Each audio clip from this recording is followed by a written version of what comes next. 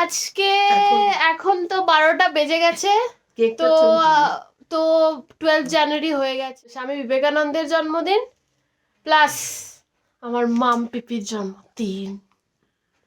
তো আমরা আজকে সেলিব্রেট করব, সেটাও দেখাবো, সেটা শর্টসে আসবে।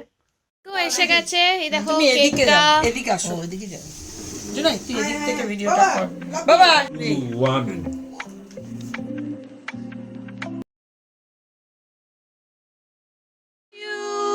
Happy birthday to you, happy birthday, happy birthday